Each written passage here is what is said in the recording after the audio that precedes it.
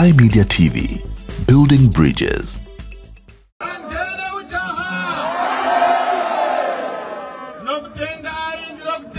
Beitbridge and the chapels in Gua, Pamsoroi, Panoremekezwa, Lebunon Beitbridge, Pamsoroi Kumateres, Pamsoroi Varikunze, Yoda Kuya Pano, Chamisa, and Eswaraka Kosha, 23 August.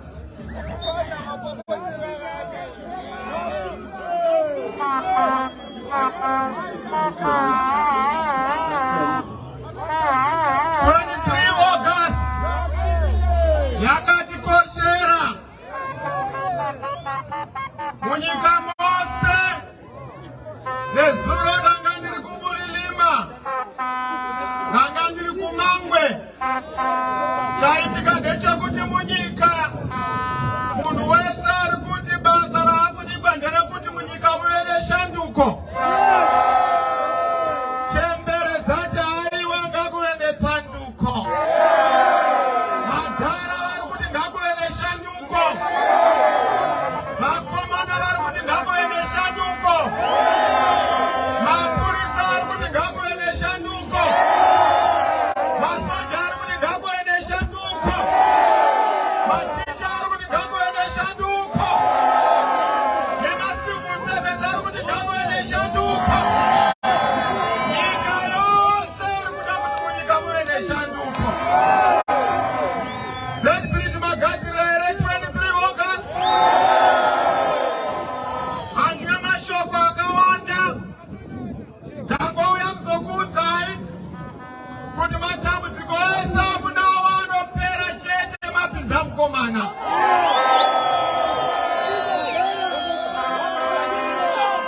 Mtangane kulemekeza bakuru ese aronga msangano uno ndichiremekezawo emima citizens baronga msangano uno isu takasiyana nezanu pf na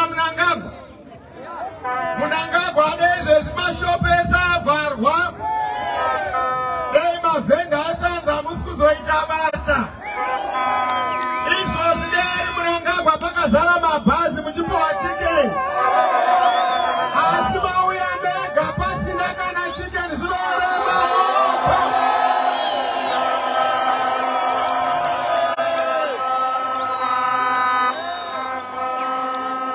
izvozvo chete zvinokuratidzai kuti nyika yaibva, nyika yamirira.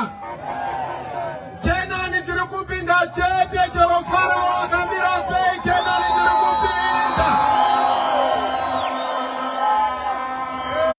Chinoita kuti tipinde muno Beitbridge, chinoita kuti tipinde muZimbabwe inyaya yekuti isu tinofamba naJesu. Ndosaka muchiona ana Mnangagwa nehasha vatadza wenyasha, nokuti wedenga kana akupa nyasha wenyasha unga mudi yako.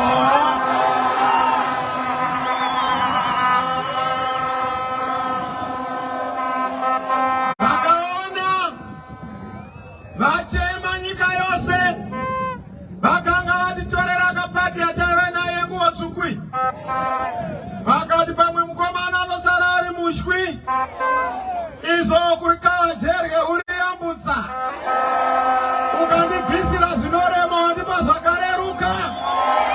Makata anoshura materu ane chirugwa hashai mapere ane danga anowanikwa neshumba ane mbudzi anovingwa nemhumbi. Ini ndine huku panouya roambira asi gora rinorwego runondarima mhiripiri kuda una chaunoona.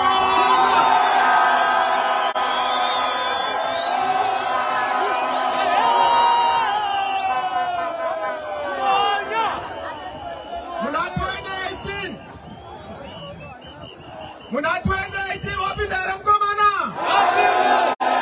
Wapindara mkomana. Wapindara mkomana. Wapindara mkomana. Wapindara mkomana. Hadina bakatwa utane muse. Hadina tofambana.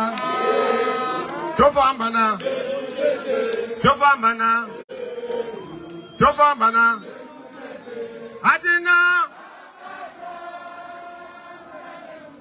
Atina ndauya nhasi kuti ndingokuudzai Beitbridge hurumende itsva yakuuya. Hurumende itsva haikoneswi. Musi wa 24 August netane hurumende munyika muno.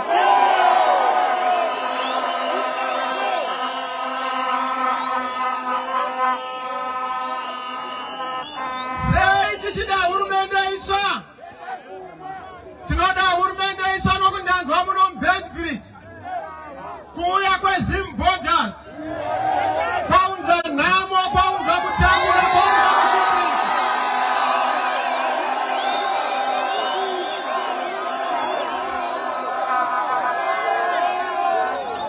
Sei mukomana achifana kupinda nehurumende itsva achifana kupinda. Isu tinozviziva kuti pabhodha pano munorarama nekutrade neSouth Africa. Kana maibhadhara mari 140 rands, 240 rands. Maakunzibhadhara 1,400 rands. Izvozvo kuratidza kuti ihurumende isinganzwisisi. Isu patinopinda tinoita zvinhu zviviri. Chokutanga tingatoita exemption yemalocals so that they are able to trade between.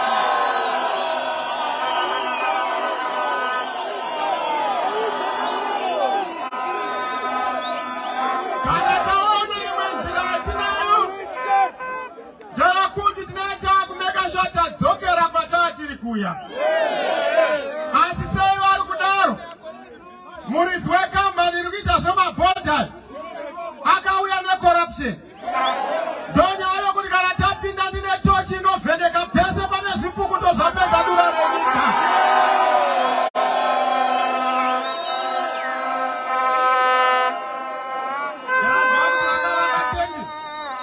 Tengi iro rinongoda mari shoma shoma kuti mvura inge ichipedziswa kuti iuye mumapaki. Ndorimwe basa rinokuratidza kukonewa kwehurumende haumbokuoni kure. Hurumende inoonekwa kukonewa mudumbu mako. Hurumende inoonekwa kukonewa muhomwe mako. Hurumende inoonekwa kukonewa pamvura yaunogeza. Hurumende inoonekwa kukonewa parodi dzamunofamba. Hurumende inoonekwa kukonewa pazvikoro zvinoenda vana venyu. Hurumende inoonekwa kukonewa panhamba yevanhu vari mudiaspora. Hurumende inoonekwa kukonewa pakuti ashaya mari yokubhadhara rora vanhu vakungoti ndawana.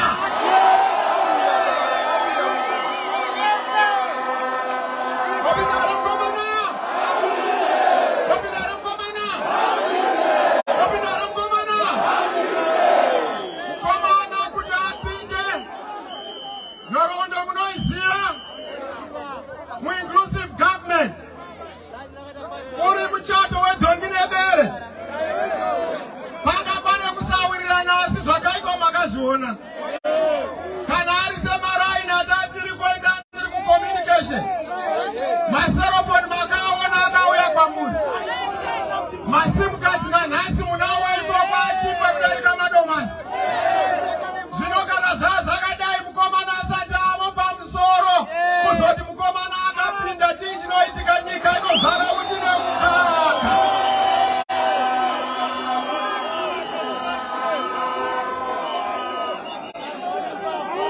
Ndakamuona mukomana akabvutira mugabe. Abvutira mugabe ndikati zvawaitai wapara mhosva kudenga nepanyika. Baba havabvutirwi. Baba vanongezi noongonya. Ini kwangu ndaandina tsvagira hana kuti handina kumubvutira. Akanongeza kati mukomana famba nebasa. Zvino mugabe wakaatsamwa ndobva ati mukomana famba nebasa. Saka nyika yose mugabe natsvagira vakati mukomana famba nebasa.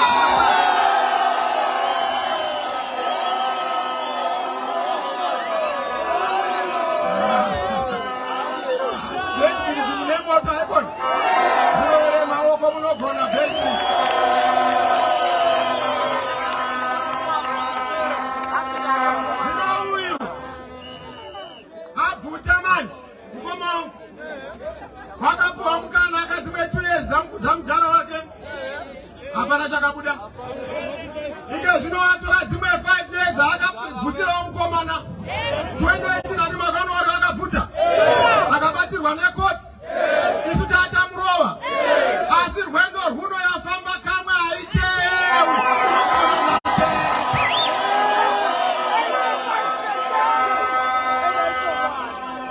Unozviziva kuti izvezvi ari kutemba kuti uchati pano neapa vati rwendo rwuno takasosera nokuti takaziva pano nobvuta napo. Toda kuona kuti gore rino pano anaunzwa maelection gepi rinofana kunge rakakura. Beitbridge ndipewo kuti mukomana akarova 80%.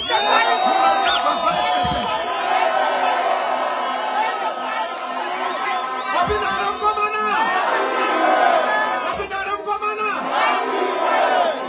Mukaona munangagwaika zvino vanhu vachitaura achita takaita zvakadeno. Hakuna munhu anouya nemapiritsi anorapa anosiya urwere. Zimbabwean kana iri anza kumaproblem eZimbabwe ngaisasiya vana vane misodzi pamatanga. Munhu anofana kuti kana auya neanza neshurusuru haiponjesi motikari, haiponjesi nyika yedu kuti iende. Saka ndinotenda kuti tikagadzira nyika chainoda haidi mutungamiri anofamba achitaura paredhiyo honai ndakaita zvakati, honai ndakaita zvakati. Aiwa, munhu amitisa apapa kuti honai ndamitisa zvinoonekwa kuti tamitiswa.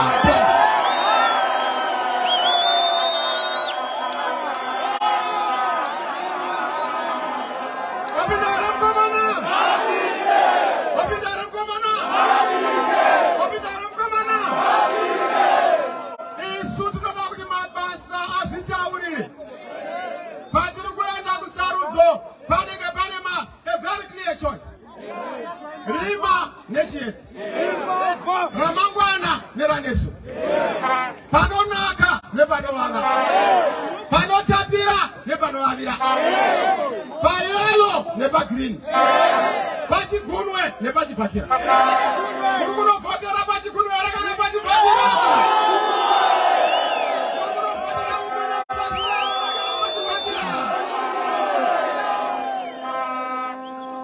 Why should we vote for change? 5 reasons.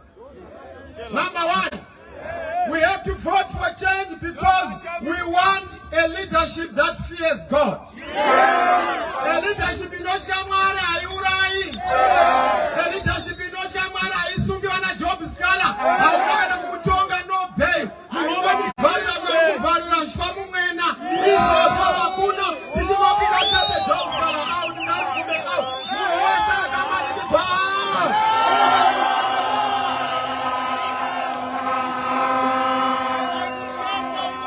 Government yevanhu. A citizens government. Toda kuchinja culture ye politics muZimbabwe. Mutungamiri ngave mutungamiri wevanhu vose. Hurumende ngave hurumende yemunhu wese. Upfumi hwenyika ngave upfumi hwemunhu wese. Ndosaka takauya nedindingira rokuti we want a government for everyone. We want jobs for everyone. We want education for everyone. Toda hurumende yema-citizens inobva kuma-citizens. Yokuti kana uri citizen unoziva kuti unoremekedzwa as a citizen. Pari zvino azhinji hamuna kodzero. Magetsi anoenda hapana kana minista anozokumbira ruregerero. Mvura hakuna kana unoexplaina why we don't have water. Isu tiri kutaura tapinda zvokudya mari somushonga wamusana muhurumende so hakuna izvozvo. Hurumende ye 50 ministers and below. The minister 52.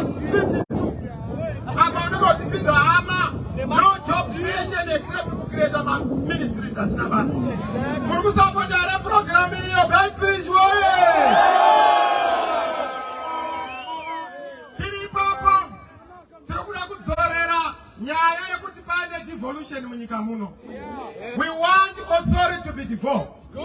Devolution is the key to development in this country. Nyaya Kutizunuzese Harare, Rovora Harare, Kanama birth certificate Harare, passport Harare. certificates atipuwa muno, vanhu vatipuwa mapassports muno, vanhu vatiwana maactivity nemaprocess egovernment muno. Devolution. But beyond devolution, toda kudzorera ma-executive mayor. Because executive mayor anoenhands accountability. Muno Beitbridge munofanira muna mayor executive. Anenge ane kuti mune right of recall kana akatadza kudhiliva. Zvinofana kuitwa zoitwa tese tichiwirirana kuzvaitwa nemazvo. Zvese zviri kuitwa mumaraini mumaruwa. Zvamunangagwa zvokufamba achiti sabhuku edu nana madzishe mujibha wepati zviri kuzopera. Toda kuti sabhuku azive kuti munhu wese manhanga ese anofana kuchengetwa abudise nhopi. Whether mundewe TCC kana ZANU-PF, you must treat people zvakafanana. Uye usabata sabhuku samujibha. Vari kuti uzamaniri kutendera masabhuku nezuro kumatebhelen. Zvikanzi tanzwa namunangagwa. Ari kuti titine vanhu kuinda kunovhota, asiri kumuudza kuti munhu nemunhu ngaavhotere paanoda. Ndosaka ndakati nyika torai rinonzi Burumango. Kunze ngaite green mukati yellow. Kuitira kuti patinoenda kunovhota topedzerana nemunhu. Patinoenda kuvhoti musi wa23 munopedzerana nenhamo. Tiri kunopedzerana nehuori. Tiri kunopedzerana nemhirizhonga. Tiri kunopedzerana nekudeura ropa. Tiri kunopedzerana neruvengo. Muri kuwiranapo here? Tokutanga kugadzirisa the governance culture in this country. Toda kutunganirira kwekuti tine accountability. Ma-MP edu, makansela edu, vava vanhu vevanhu. Kana uri MP hatidi kuti uite missing person. MP hazvireve missing person ove a member of parliament. Unofana kugara muvanhu, uchifamba muvanhu, uchinzwa zvido zvevanhu. Iwewo president hatidi munhu anofamba akakomberedzwa kunge uri mbavha. President ngaafamba akasununguka.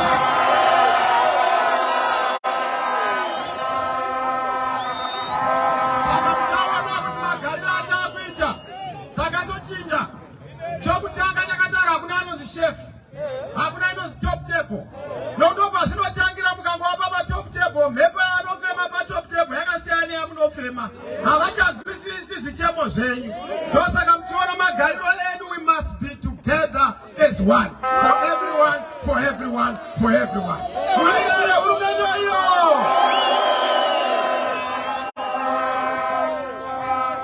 Tiri pakugadzira hurumende. Toda kuudza hurumende inonzi e-government. Nyaya yokuti vanhu vanofonera kumira mukiu, kumirira mapassport, kumirira mabhesire zvakasara. Ike zvinopa nema-e-platforms, digital government. Toda kugadzira kuti munhu uchingozvara mwana wako, tatomurekodha kuHarare, tatomurekodha kuBulawayo, tamurekodha muBeitbridge, tamurekodha kuMasvingo. Takutozandisa 17 years pakudikwa munhu anopinda basa. Takuza 6 years pakudikwa munhu anoenda kuchikoro. So that we are able to plan with the proper number of statistics that in order.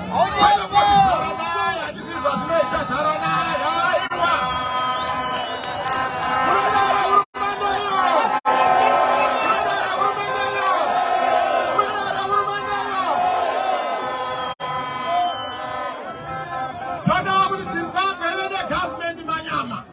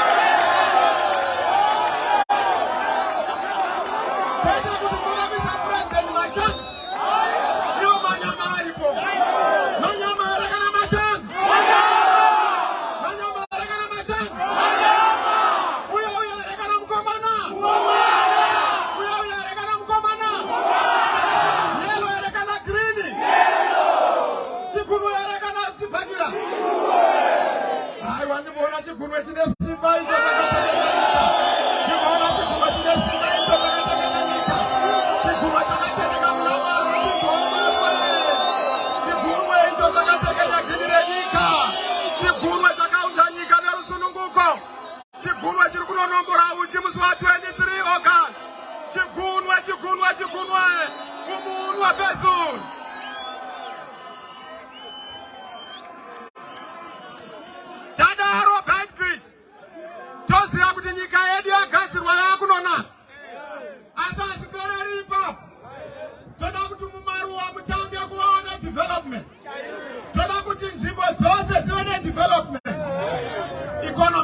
mutu pamfumi wenyika chokutanga chatiri kuunza pamfumi wenyika atikaiti nyika inongofamba ngesina mutungamiri toda kuunza kuti dzorere kushandisa US dollar tichimira tazogadzira kufambisa ufumi hwedu kuti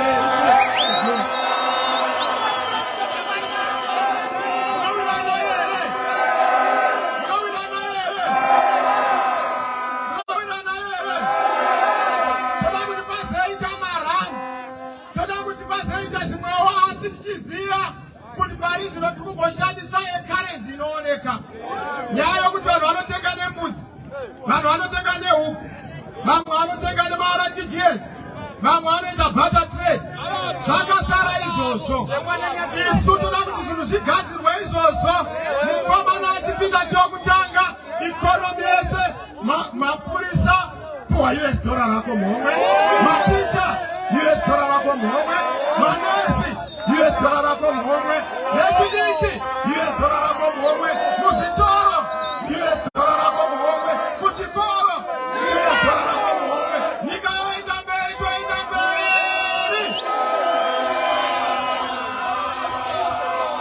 asi hatigoni kugara nemakarenzi ekune dzimwe nyika inongova bridge which is a transitional mechanism toda kudzokera kugadzira dhora redu rakasimba tine mari munyika muno tine maminerals munyika muno 60 minerals and above hatikakundu neBotswana ine diamond ichienda mberi kwedu mukapinza mukomana anogona kutaura zvirungu zvinonzikwa kwese kwese anotaura zvirungu zvemhando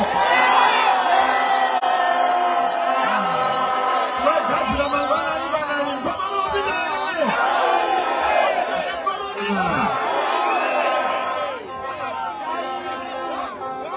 ikonomi yedu kuti ifambe zvakanaka tinogadzira nyaya yecorruption nyaya uraya nyika muno makana gold mafia vanoita basa rekumaina matisi namainas haana benefit yanawo uchi hwese huri kudyiwa nevekunze mukatarisa maresources edu ari kudyiwa nevari kumusoro imi zvitarisei sei pachiti munhu akangoita minista unotanga kukura dumbu sei munhu akaita minista mutumbi wake unotanga kukura kureva kuti pana ari kufema mhepo yevamwe kureva kuti pana ari kudya zvevapfumbi nekureba corruption corruption corruption corruption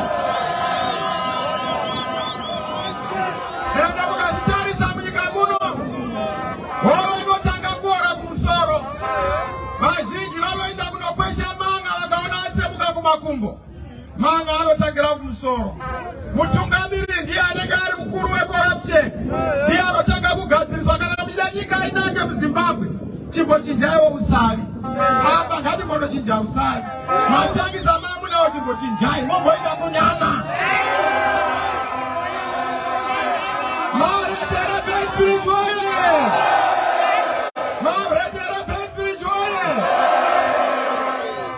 isu patiri kupinda nyaya migodi hatisi kuzopfuma kuti munhu anoya kuzomaina India muno otakura vhu redu otakura matombo edu kana wauya muno kuzomaina haubude nechinhu you mine here you process here you create jobs here ndopolisi yatiri kuuya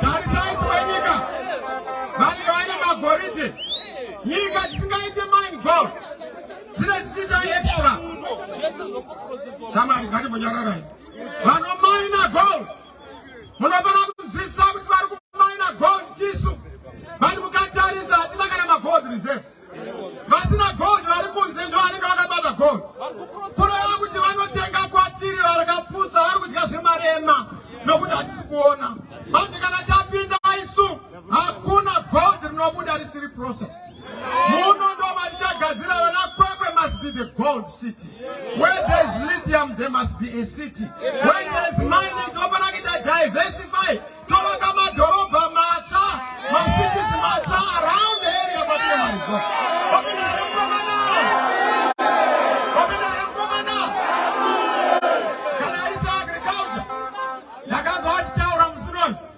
mukomana akapinda tatorerwa minda aiwa vaindai munovata mufozi mukomana akapinda not an inch of the 390,757 square meters is going to be lost to a Mukomana Kapinda. All the 39 hectares of this land shall be under secure hands. To lose any of our land. Those are going to be price. Unofana kuwa title deed. Kana usina title deed wakafanya kuna akajonjo mara. Toka gala pasi kwa moga tonona. Toka mtu gareiba.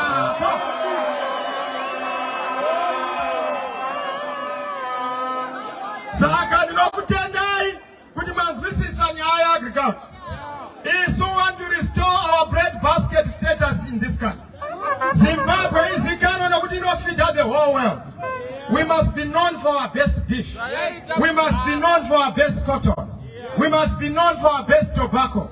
We must be known even for our tanganda, our macadamia nuts. We must be known for the things that we do best. Saka izo you know we are chete. The economy now got this one. We want to build $100 billion economy, but it's going to be built on the basis of infrastructure. So I'm going to inflate my is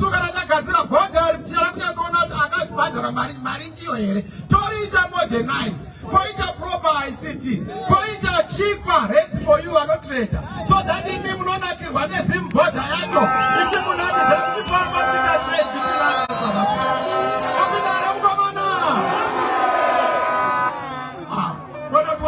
road, who guys and Zelen's road, what did you Maone and Gazara road, anyway, Vapo, later video with data tune, cheaper to grow a massive. Who have to check Baba Blona and Yanakai.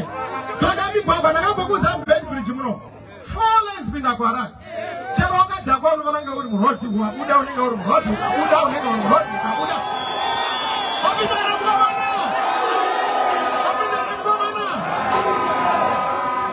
Infrastructure is very important. Madam Munikamuno, Tonakutigazre Yamura, Tonoma is Madam Branaman. But you know that I'm not going to say I'm praying. As a no conservation of water, no husband of water. Tonakuti Brapa no Nayaka with dams across the country. Cemented over 14,000 sites. The sites are not developer. I was looking at the maps. I looked at my team, I said, let's have double that number. Dams in every community. So that one district regarega with a dam ramunar, with a zero irrigation, with a precision agriculture, to increase a yield per hectare, to make us what we return, and go to get no matter back, and we throw my cotton. But Mariatina, Mukomana, Pinakana, Marima, Maria Mawana, Inofanana, Zimbabwe, Beitbridge, Tirofanaquanium, Tingo, Indra, Nisimbaramaka.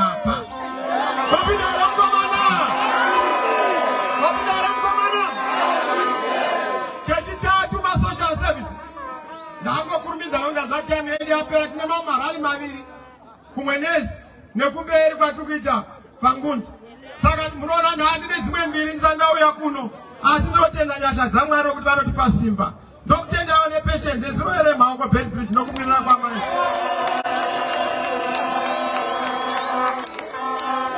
Pama social services, Chechitatu, education, health, Kuchikana Dara, Munikamunoma, Musina Pension. Panam Dara is good as the ones in which Gandhi Gere. Zimbabwe Madara and Mujgandimire. Cheroka found a Mujgandimire. Apana Rugara, Apana Garaguaniaqua. We want to restore my pensions. Mama 2008. Mama was swept away in the current exchanges. We are going to look into the Smith report, investigate and compensate. Let's say I got it. One day we don't be watching the Zao. Tiripa, Potrodo, Katurisanya, national healing. We want to close that chapter, but we don't close that chapter by lies and sweeping things under the carpet. Chaka Konzera Marusa, this church no apeza. Chikoroba, China, we need truth and reconciliation. Don't need a bottom-up approach.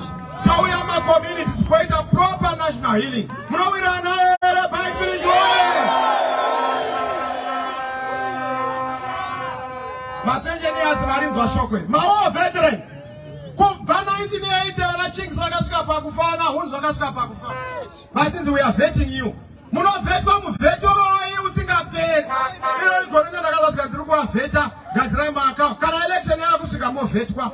Kana yapera mokanganikwa. Election yakupinda movetwa. Yapera. Mafana anozvikirwa vana veZimbabwe.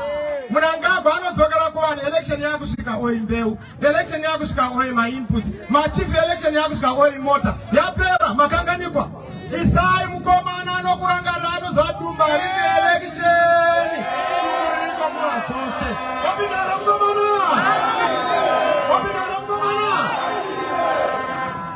Education.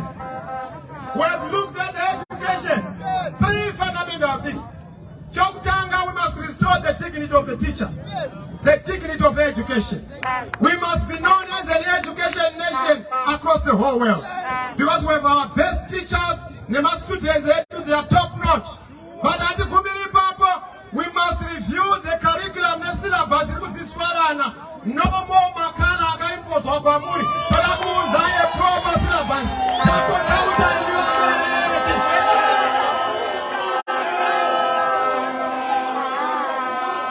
Kwete zvemakala zokuti vabereki ndiwo akutanga ndiwe mwana wechikoro.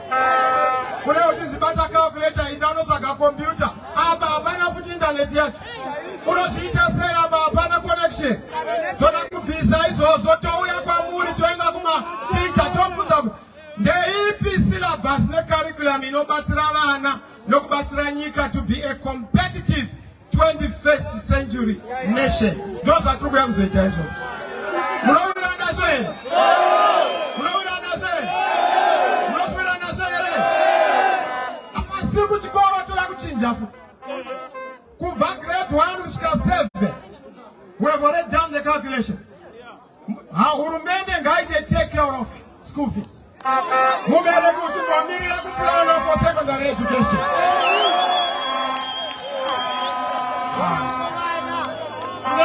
Zvinoitika here? Pasina zviri kuitika. Zvinoitika asi hazviitiki kana musina kuchinja utungamiri. Haugoni kuvaka muviri kana ukasachinja usavi. Chinja usavi umbotsvatawo mukomana. Wapinda here mukomana.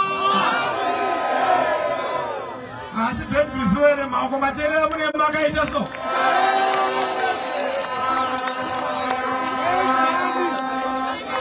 Tatora mwana asvika kusecondary. Mubereki wamora totorera kuuniversity. University mwana anofanira kupuwa grant neloan. Tichitoziva kuti mwana kana apuwa magrants nemaloni achadzora because industry inenge yakufaya. Isu kana tapinda hama dzangu neyamabasa haidetsi. Tinogadzira mangwanani ngwanani pakanzi hapana basa pane pakanzi hapana munhu. Hapana basa hapana munhu. Hapana basa hapana munhu. Wapinda here mukomana. Wapinda here mukomana. Mabasa anogadzirwa nekuuchika kune dzimwe nyika. Kwete kuti unoita basa kuti une hurumende inokotukana nevamwe. Kutange vachihera. Imi makadai Britain. Makadai. Vanhu vanozunguza usatukana navo. Ita kuti vauya kuzokupira vana vako vagute kana vaguta wochinetsa navo. Kwete kuti mwana ane nzara iwe une kwashi uri kukopotera wepa next door. Hazviitwa nehurumende yakangwara izvozvo. Tinogadzira ukama hwedu. Education inofamba zvakanaka. But chokupedzisira paeducation, there is no need for you to be paying exam fees. Grade 7, Form 4, A-level. South Africa vabhadhara exam fees. Kana vabhadhara school fees, vema exam fee cost anofanira kuonekwa nehurumende. No more exam fees kana tapinda. Wapinda here mukomana. Wapinda here mukomana. Wapinda here mukomana. Kana ari nyaya yeutano, vanamai gadzirirai. Gadzirirai vanamai. Gadzirirai mufaro uchawanda. Now maternity uku kuzara kunekotapira. Nofuna kuti kuve nemahospital facilities. Tireduce the mortality rate yevanamai. Maternal mortality rate is very high. Nenyaya yokuti due attention to our hospitals and to maternal health. Toda kuti vana mai vedu vachengetwe vachita basa rakakosha rekuzvarira nyika. Vana mai vanoita basa rakanaka. It's a national duty kuti unge uchiitira nyika iye nemasoja, nyika iye nemapurisa, nyika iye nemapresident. We want you to deliver in the comfort and health of your circumstances. Izvo zvochete zvinoda kuti gadzirise nyaya yezvipatara. Vamwe vanoti kosei mari inobva kupi? Ndakaona ZANU-PF pakatanga ma-elections vakatenga 2,500 ma-twin cab. Munangagwa wakadenda ndiripo mari yenyika yaendeswa kunokambena. Tora mari yo 2,500 kunoisa ma-ambulance 2 per district. Wapedza vanhu voitirwa zvakanaka.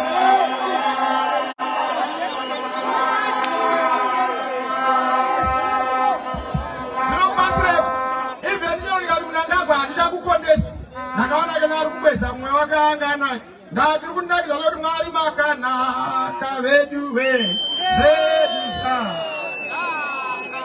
goberiko takapuwa munoziva Mnangagwa akatisiyirwa naMugabe sekastoma toda kumupukuta zokwamaipukuta izvi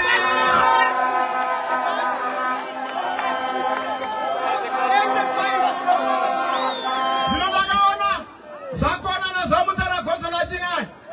Ndakaona Kasubwere nokoko, Chiwenga nokoko, Mnangagwa nokoko. Ndikati maita basa kana machongo akanga aranyiswa ndorondozongo tarisa ranyisa racho rinenge raneta risina simba.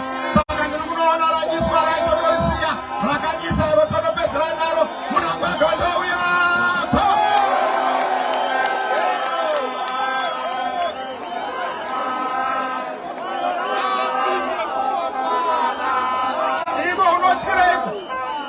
We are not happy, man. Regera Kasubwere apinde mndariro. Munhu ngaasarambiswa kupinda mndariro. They are cowards. Izvo zvipapulaya. Takaona kuti vari kutya because vawine ma-elections in Bulawayo, they won't win in Harare, they won't win in Beitbridge. Vari kuBulawayo, they want to use and abuse the courts. Yes. Vakuenda kwanzi avakanonoka kupinda. Waiyepi uchiona kunonoka kupinda kwevamwe? Takapinda nguva yakakwana tikaitwa registered. Zvako zvekutya izvi. Enda kuma-election Mnangagwa naKasubwere. Into zakuti number 1 anenge ari mukomana, number 2 hapana munhu, number 3 hapana munhu, number 4 Kasubwere, number 5 Mnangagwa. Tapedza ma-election.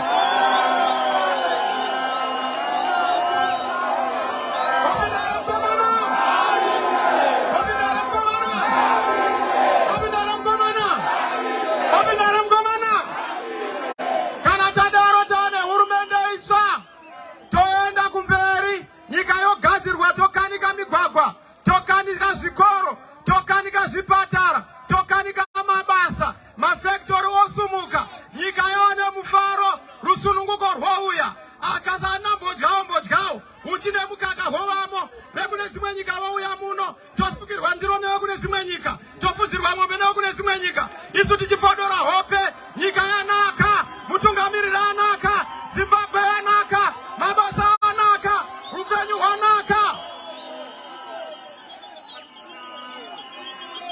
Opindare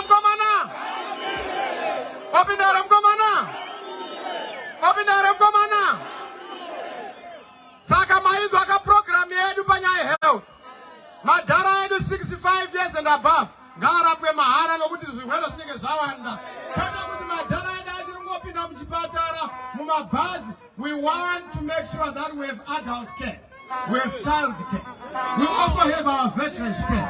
Our veterans edu anofana kuva ne-access to ma-facilities edu. Mukomana apinda. Iso hatiterusarwe nokuti hurumende yemunhu wese. VeZANU-PF vakatsama nemutungamiri nemukomana. Tinovaperekedza nemabhiza nemagosho kunodemonstrata. Uyai muudze mukomana dambudziko redu. Kwete kuti ademonstrata tsvimbo mugodzi. Ademonstrata imbwa. Isu patinopinda hakuna unotenga tiye gasi kutosora vanhu. Inga unotenga perfume kwete tiye gasi. Opindare mkomana. Social services mainzwa. Program yedu for PWD. Persons with disability. Toda kumeka sure we have a special program yatinayo which we are launching. yekuona kuti vese vanenge vane matambudziko edisability vanopiwa support negovernment kubva ari kumwe kuitira tirerutse hazvikokwi hakuna munhu anokoka kuva neurema zvinosanganikwa nazvo nokuti iwe unogona kufuma uri paposition yakadaro. We want a government that caters for those people and for our brothers and sisters vane maissues iwayo. Ndopedzisa cheat number 4 toda kudzorera anonzi ma-citizen rights. Muno munyika anhu anofana kuziva kuti uchizvarwa uri muZimbabwe you have my benefits, you have my privileges. And anenge akanyorwa pari anonzi bill of privileges and rights. For example, kuti kudemonstrate ufana kunoerwa kudemonstrate. Mwana haachemeri haanoerwi kuchema. Ndava kuchema upenyu. Uye kuchema is a form of communication nomubereki. Kwenda kuti haufana kuti mwana asingachema anofira mubereko. Inokwa mumba akufira mubereko kukaZimbabwe. Musingachemi toda kuti vanhu vabvumidzwe kuchema. Vanhu vabvumidzwe to demonstrate. Vanhu vabvumidzwe to differ with their government. Patinopinda want to restore my human rights. My rights ese asipo. We want them to be restored. Kuitira nyika yedu ifambe zvakanaka. Data ngenashuwa yuso mukobana. Muri kutivhotera here Beitbridge woye.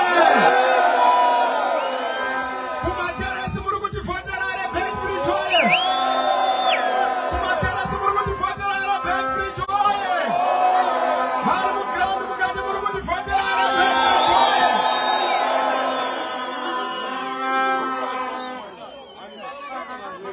Hero election yasvika. Tatarisana number 5. Number 5 ndakuzati ndakudzorera Zimbabwe pa number 1. Ndakaona kuti hatisi muFIFA tadzingwa nokuda kwokutadza nyaya yekumaneja zvinhu. Panopinda mukomana zvinhu zvese zvinofana kuva zvitsva. National team inofana kutanga kuwina bhora. Chiri kuita national team iruze yenyaya makaisa munhu asiriye makarana nemunhu asiriye pamusoro apo. Isai president chaiye muone. National team will start performing well.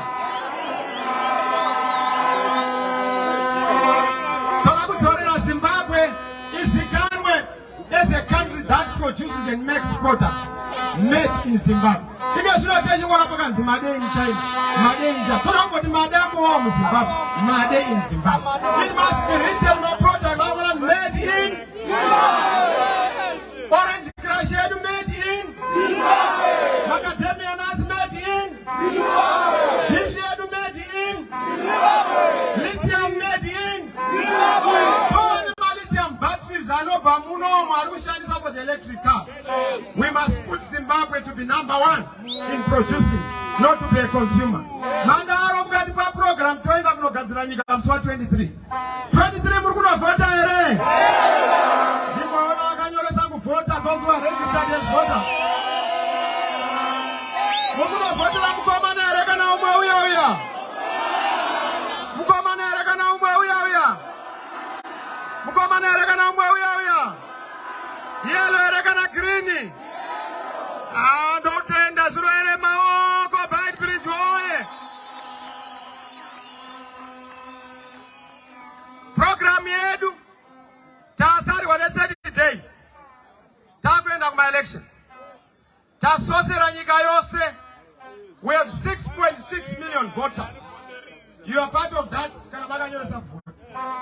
Naona munangagwa ari kutenderera akaunganidza vanhu anotora vanhu uya atiwapa chike ndikati kudhara wewe vanokunetsa vanhu ndakaudza vanhu ndikati aiwa mukuru haigwi musi umwe chete tomuperekedza mogofamba momutsveta toda kumuperekedza 23 tonomusiya monotsveta mukomana.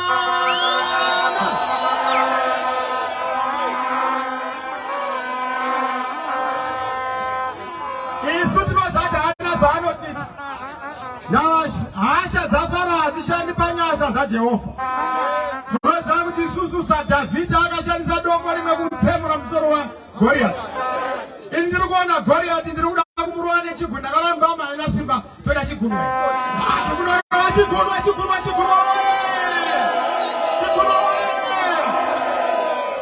Patimunovhota ngativhotere uniform. President tovhotera triple. MP tovhotera triple. Pakansela tovhotera triple. Ndokumbira kuti MP vauye pano, ma-MP edu Beitbridge.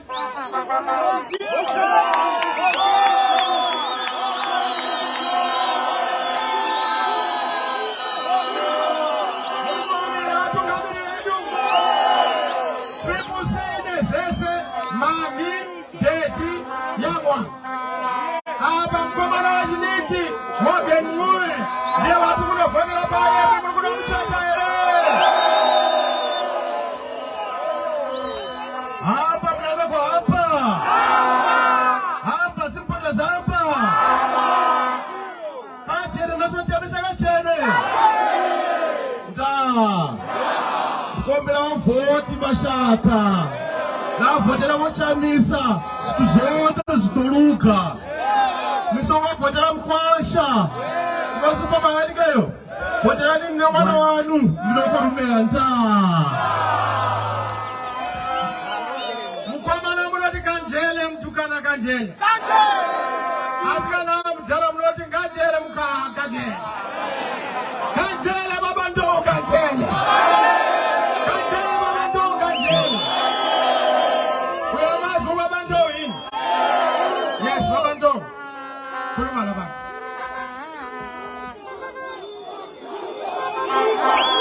Chamisa oye. Chamisa oye. Imadeko ana watu. Rekodibu atikezo yabo. Rekodibu atikezo yabo. Kajeni mkumana, kajeni mkumana. Kajeni mkumana, kajeni. The new Zimbabwe is coming on the 23rd of August. Zumba! Zumba! Zumba! Thank you, Lavandom. Thank you so much. Thank you so much. Wait there, our councillors. Sondela.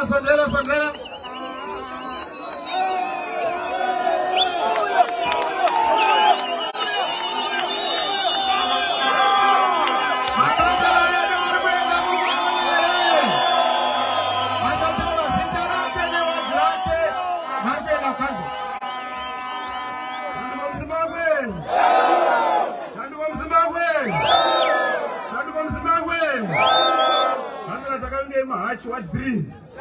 Beitbridge. Chamisa oye! Chamisa oye! Zitandozi Emmanuel Taktaku, Panzera what 5? Kita Pirato, what 1? Boshe Shumba, what 2?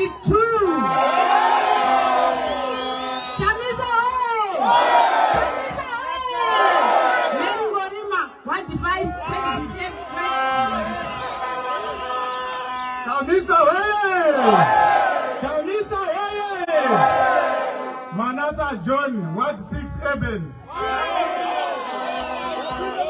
Chamisa oye! Ngazvichinje zvino. Stephen Bedzi, what 13? Chamisa oye! Megan oye!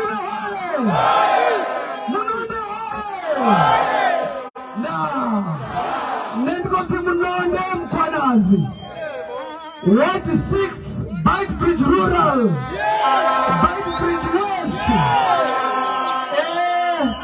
Ini anga zvakwana ndinokumbirawo president wangu vandi bless ndinyatse kuvhika mapfumo.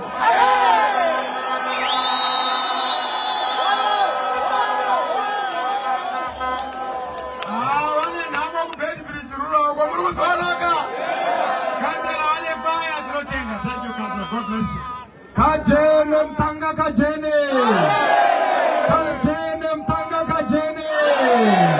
Shandukani moyo Beitbridge West, what 14? Nitomvatea.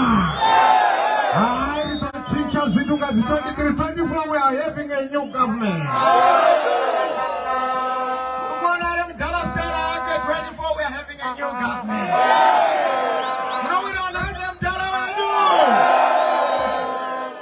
Beitbridge way! Beitbridge way! Kajena mkanga! Yemkopi Elvis Tume. Beitbridge West, what 7? Nikamfatela. Ayeni na vote. Thank you. Chamisa way! Chamisa way!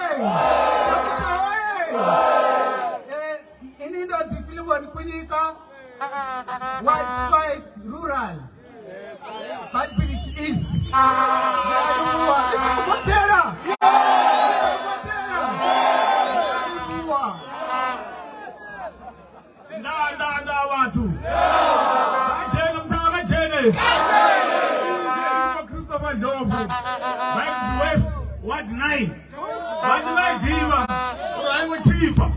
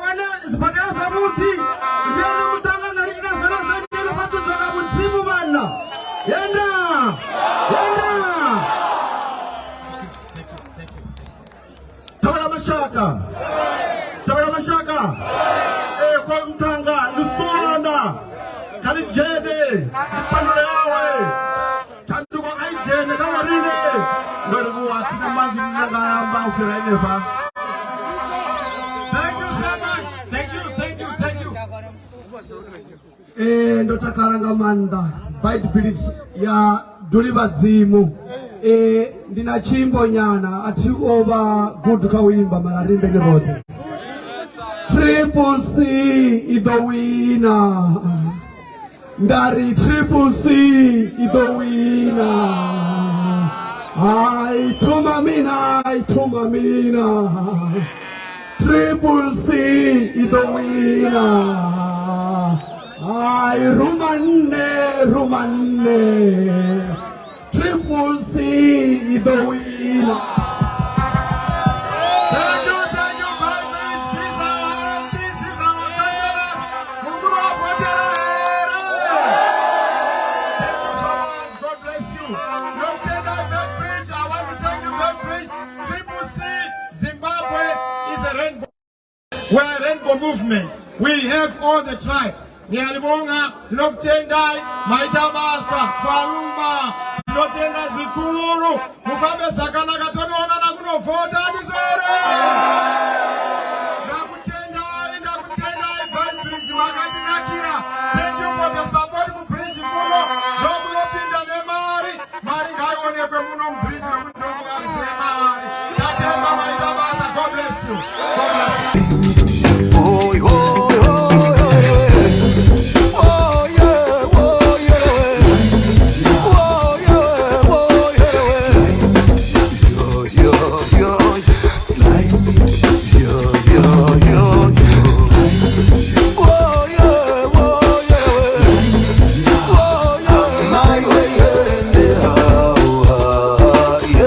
Sly Media TV, building bridges.